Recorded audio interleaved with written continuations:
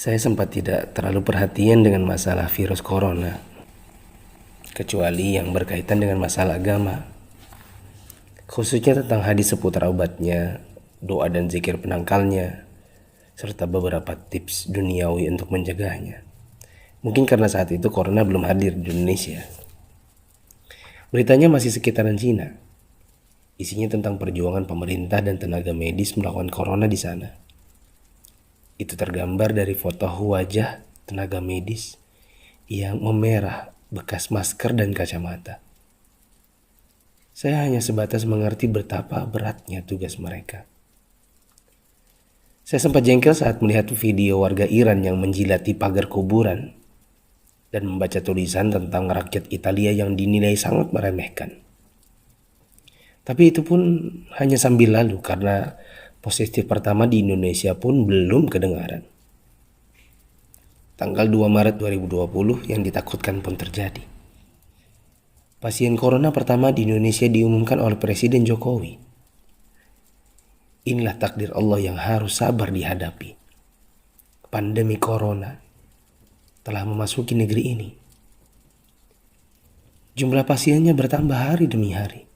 Gambar-gambar mirip dengan yang di Cina bermunculan di grup sana sini. Ada bekas alat pelindung diri tergurat di pipi. Tenaga medis bicara dengan kertasnya. Kami kerja untuk kalian, mohon kalian tetap di rumah untuk kami. Ada juga yang bunyinya, haus, ingin minum, tapi gak berani. Seorang dokter yang sudah sepuh dalam balutan baju perang seolah berkata, jikapun ajal datang, tidak mengapa. Karena raga yang sudah tua ini memang harus ikut berjuang, tidak hanya bisa berdiam diri.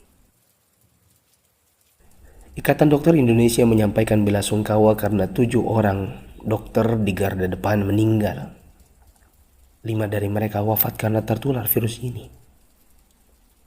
Seorang dokter muda hanya berdiri di luar pagar saat menemui keluarganya karena takut membawa virus dari luar.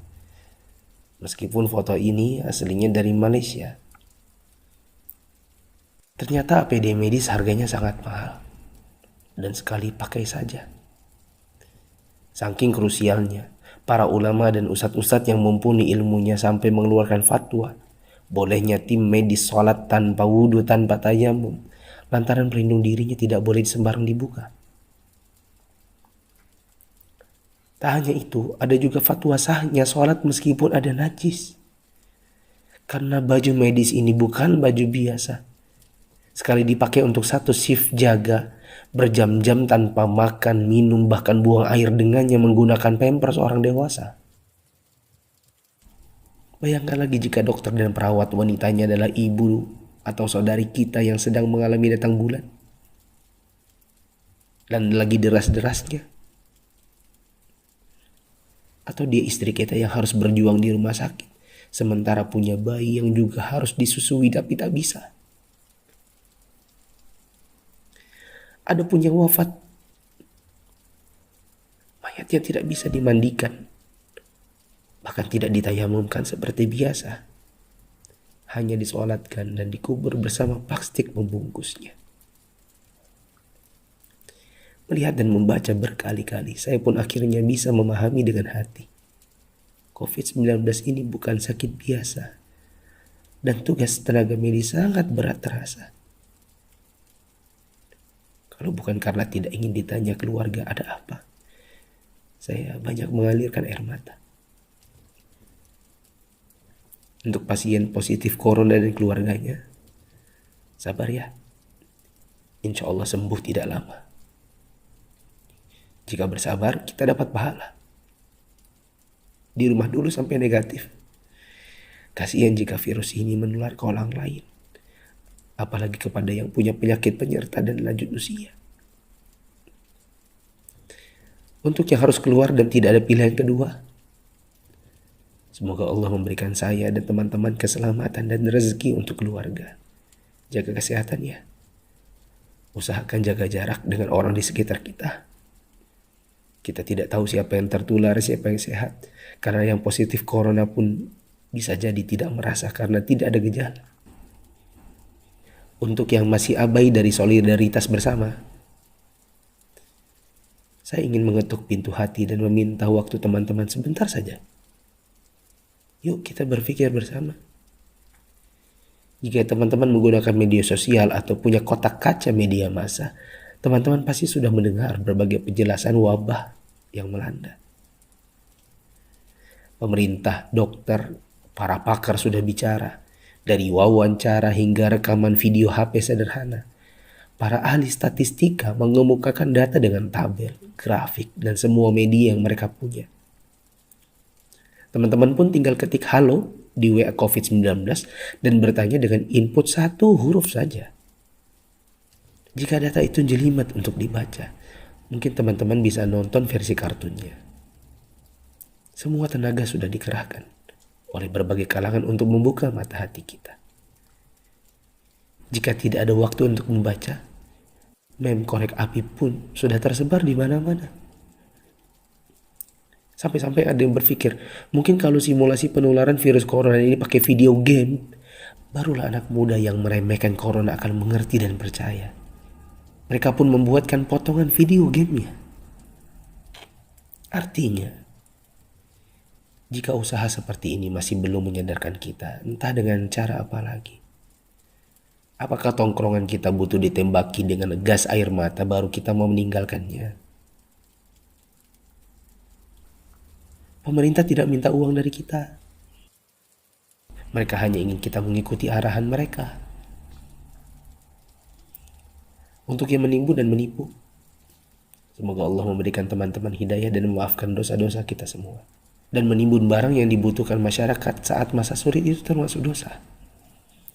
Rasulullah SAW bersabda, la yahtakiru illa khati. Tidaklah menimbun barang kecuali orang yang berdosa.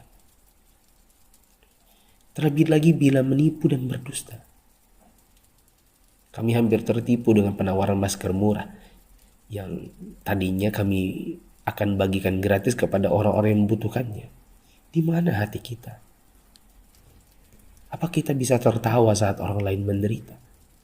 Teman, turunkanlah harganya ke harga normal jika engkau tidak bersedia menggratiskannya. Seperti pahlawan jalanan yang membagikannya. Untuk yang kaya. Kaya yang sesungguhnya itu adalah jika harta itu bermanfaat bagi orang di sekitar kita. Bukan hanya untuk pribadi semata. Yakinlah kekayaan, saldo ATM, rumah miliaran, outfit jutaan, mobil mewah, memang membuat kita besar di mata manusia, tapi tidak ada artinya di sisi Allah yang Maha Kaya jika tidak menghasilkan amal dan pahala. Saya mau sumbang jam tangan dan beberapa barang lainnya yang mungkin tidak seberapa jika dibandingkan dengan teman-teman menyumbangkan harta nantinya. Terserah untuk pos dana apa, mungkin masker, mungkin APD tim medis, hand sanitizer, sabun cuci tangan, dan sebagainya. Kita harus cintai harta kita ini dan bawa dia ke akhirat. Jangan sisakan untuk dunia. Untuk Bapak Presiden, BNPB, para gubernur, wali kota, dokter, perawat, ustadz, influencers, dan fundraisers, thanks for all you've done. Terima kasih. Jazakumullahu khairan. Semoga Allah balas teman-teman dengan tambahan iman, hidayah, dan pahala, hingga kita semua bisa dikumpulkan Sang Pencipta di dalam surganya. Jika menurut teman-teman ada orang di luar sana yang belum tergerak hatinya untuk punya empati kemanusiaan dalam wabah corona ini, coba kirim ke mereka. Siapa tahu setelah ini mereka bangkit mengerjakan amal kebajikan dan kita ikut dapat pahalanya.